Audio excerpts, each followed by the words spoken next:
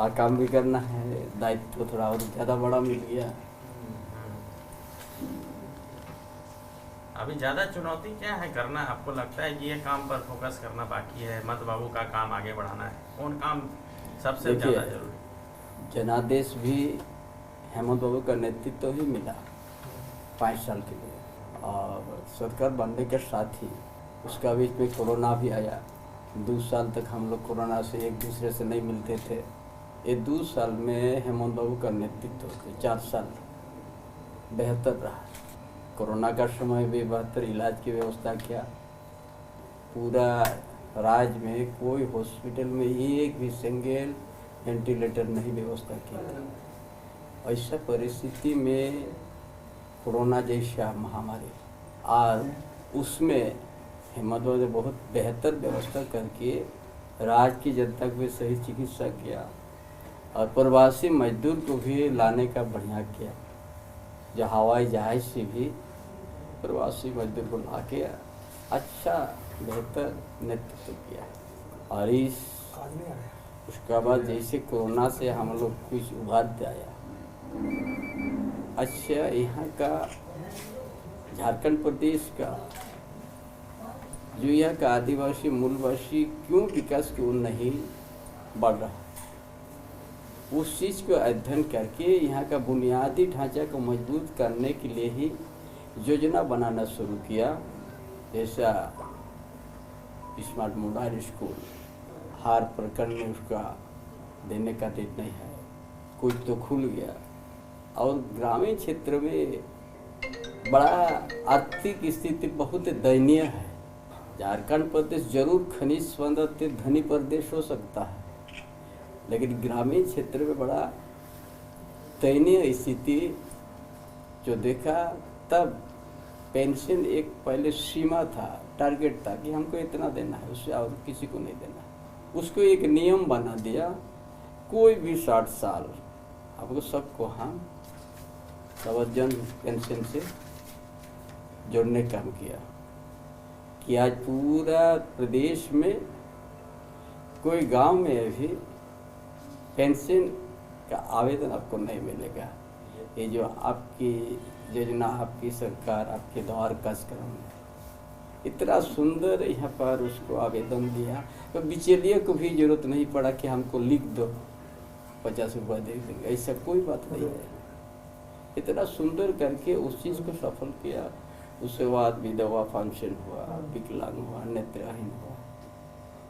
विधवा भी उसको 18 साल से ही लागू कर दिया। विधवा का कोई समय सीमा नहीं होता, और हम लोग का समाज में विधवा होने से अलग ही उसका नीति नियम। तो इस तरह से काम शुरू किया कि हमको यहाँ सामाजिक व्यवस्था, आर्थिक और शैक्षणिक व्यवस्था को देखा कि हमको यहाँ मजबूत करना, तभी झारखंड आगे बढ़ सकता है। इस सब शुरू किया। पुराना पेंशन योजना भी माने इतने कम समय में रांची में जाम से मुक्ति करने के लिए फ्लाईओवर उसका भी शुरुआत कर दिया, अंतिम रूप है।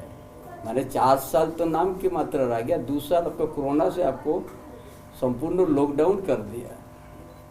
संपूर्ण लॉकडाउन में जो जहाँ पर खड़ा है वहीं पर उसको 60-70 दिन रहना पड़ा। कोई उपाय नहीं है। कोई रास्ते में कितना मजदूर जान गंवाना पड़ा, कितना तकलीफ हुआ। तो दादा अब आगे क्या? आगे ये सब को भी पूरा करना है। जैसे 100 यूनिट बिजली को हम लोग फ्री किया है, उसमें 21,000 कंज्यूमर, 21,000 परिवार को लाभान्वित हुआ। फिर हम आने के बाद फिर हम 25 यूनिट और बढ़ा दिया, 125 कर दिया, और इसको होने से 30 लाख परिवार को आपका फ्री बिजली मिलना शुरू हो गया। विपक्ष बोल रहा है इतना पैसा लाइएगा कहाँ से?